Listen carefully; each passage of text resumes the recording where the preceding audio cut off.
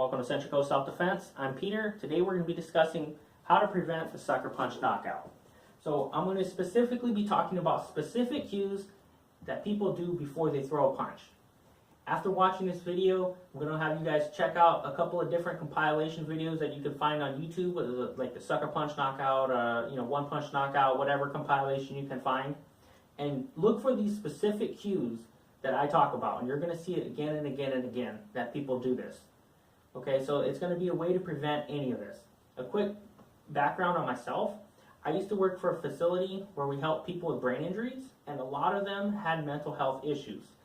Now, I don't want to give a bad misconception on people with these disabilities because not all of them are violent, but the facility I worked for, we specialized in combative patients. My job specifically was to be there anytime these patients were being behavioral or combative. So if they were yelling and screaming or if they were already trying to fight, I had to be there. We had over 100 patients and there was always people coming and going. So of the years working there, I dealt with several hundred patients. I had hundreds of people physically try to attack me. I would literally deal with people physically attacking me multiple times every single day. So I dealt with this a lot. And I would see the same cues again and again and again from virtually every person that I encountered. A lot of them did try to sucker punch me, and a lot of them did try to come out from a distance, trying to fight, whatever. But anytime that they tried to sucker punch me, they gave off the same cues again and again and again. And these are the same things I'm going to talk about. And this is why, like I said, you can look into compilation videos, and you're going to see these same cues again and again and again. They do the same thing. So first of all, I want to talk about the psychology of things.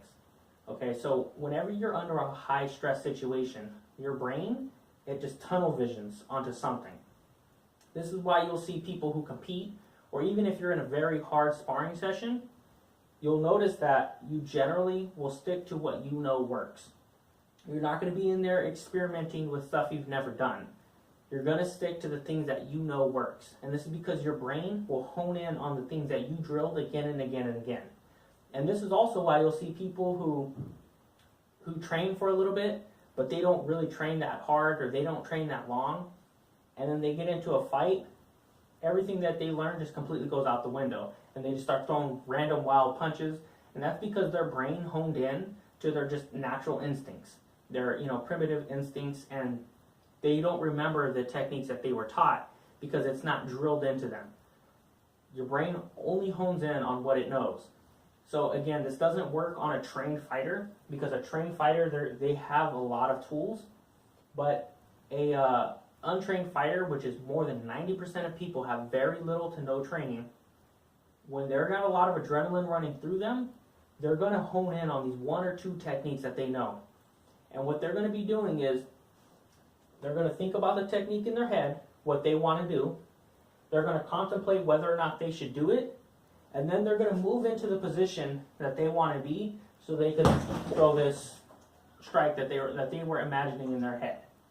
Okay, so this may be 2 seconds, it may be 10 minutes. It just depends on the situation, depends on the person. But again and again, you're going to see them think about it. They're going to come here, get to the position that they want to be. They're going to pause and they're going to wait for their opportunity to throw the strike. When they feel like it's a good opportunity to throw it, they're going to throw their strike. Now, the most effective strikes, and you'll see this again in those compilation videos, the most effective strikes that people throw are going to be anything coming from here, generally with a low elbow. It's going to be something coming from upward like this. The reason is they don't see this punch until it's already hitting them, until it's like right there about to hit them. That's generally when they're going to see this. You don't see as many knockouts from people throwing punches like this with a high elbow. Even from a straight. Like, you're not going to see that too often. There are some, but it's not too often. The reason is with this, the person can see it from a distance, and so they can generally absorb the shot a lot better. When the shot comes and they weren't expecting it at all, it catches them off guard, and it's much more likely to be a knockout. So to prevent that, one thing you're going to want to do as you're talking to them, having your hands in this position here. Be just talking like I mentioned in my first video, but you're going to want to have your hands here. This prevents them from having this upward attack. It makes it so that they either have to come directly in the center like this, which not too many people know how to do. Like I said, except a trained fighter is going to be able to do that pretty well. But somebody who has no training, generally not going to do that. So having your hands just simply being like this and shifting back and forth and talking like this, generally is going to force them to come over like this, which highly increases the chance of you being able to see the shot and being able to either absorb the shot, block the shot, whatever it's going to be. Okay, so that's one tip. The next tip is, again, they're moving to their position to land, and then they pause and they wait. Again and again and again in videos where you see this happening and being successful, because this person moved to a certain position, they paused, and this person stood right where they were at. The distance that they were at stood there for more than a couple of seconds. This person was able to judge that distance, throw their strike. Now, somebody with a little bit more training, they're going to pretty much not care where you're at. They're going to be here. Okay, I know I can land this strike. This person steps in, they're now at this distance. Okay, well now I know I can land this strike.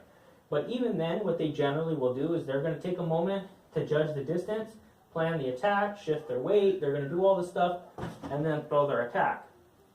So what I always recommend is, when you see this person shift, when they take a step, whenever they're turning their body, you need to do the same. Change the angle and change the distance.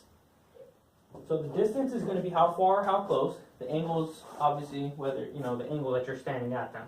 So you change the angle, you change the distance, you shift your weight, you're maneuvering, and you never want to stay in the same place for too long, because that's allowing them to judge the distance, judge the angle. They're going to be shifting their weight, they're doing this, and it's going to allow that sucker punch. If you're maneuvering around and you're talking, you're stepping in, you're coming out, and you're carrying this conversation with the person, and whatever the case may be, trying to de-escalate the situation, for whatever reason, if you can't get away from them, being here, shifting your weight, talking to them, and just doing this, but paying attention to what they're doing, it's going to increase your chances that they're not going to be able to land any effective strikes. And generally, what you're going to see is they're either not going to throw the strike, or they're just going to just screw it and just throw some random shot that's very simple for you to evade or block or whatever it is going to be, or for you to come in with your counter attacks or whatever. But it's going to be very simple for you to react to. A couple things that I've heard in the past that I don't believe is a very high percentage chance is a lot of times they say to look at their hands to see if it's closed or not. Okay, they say if their hands are closed, that means they want to hit you. That's a sign that they're going to hit you. If their hands are open, they're calm or whatever. To me, that's a very low percentage tell, because I've seen a lot of times people close their fist and never throw a punch. I've also seen a lot of times, and probably more often, they have their hands open and then they throw the strike with their hand open, they close it on the way. I've seen a lot of times where it's here, and they'll just slap you, or they try grabbing your hair, grab your clothes, or grab your head, and then come in throwing punches and stuff. And the whole time they have their hands open.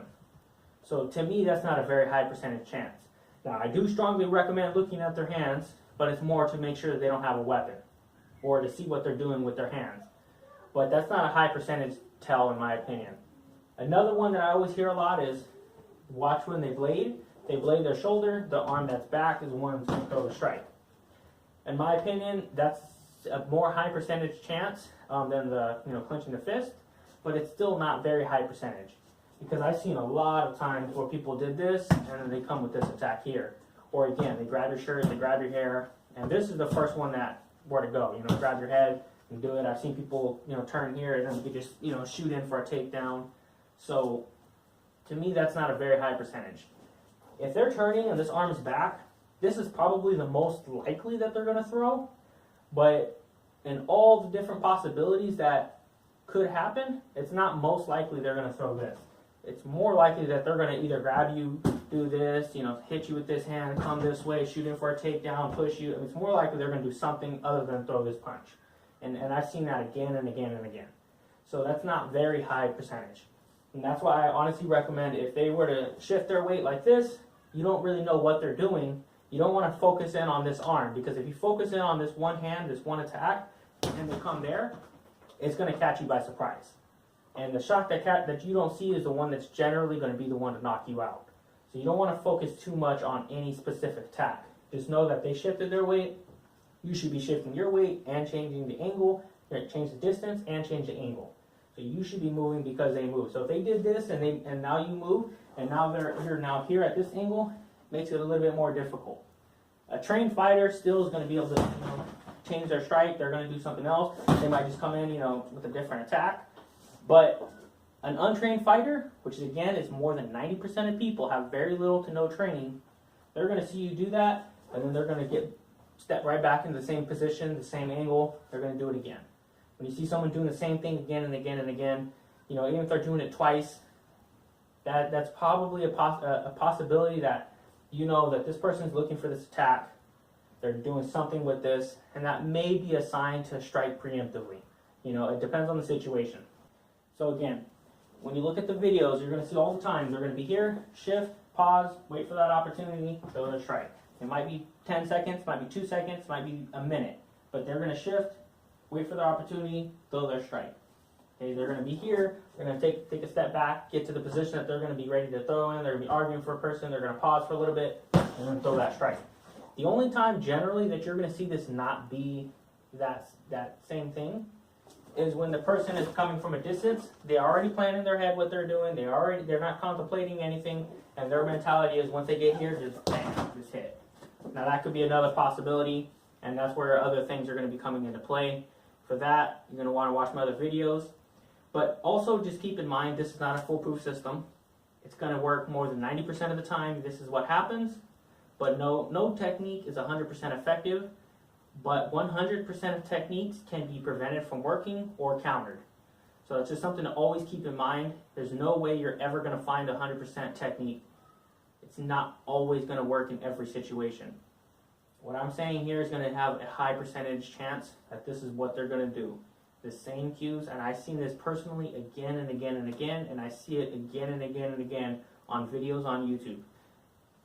So when you do it, watch those videos. They're going to get their position, pause. Generally, we'll even look at the exact spot that they're going to hit you. They'll take their eyes off of your eyes, they're going to look at what they're going to hit, and then they might look back, but that's where they're going to attack. So that's another thing to keep in mind. But again, thanks for watching Central Coast Self-Defense. I'm glad to have you on. Check out my other playlists. I have a lot of techniques, concepts, and workout videos. I'll leave the links in the description below. I'm glad to have you on.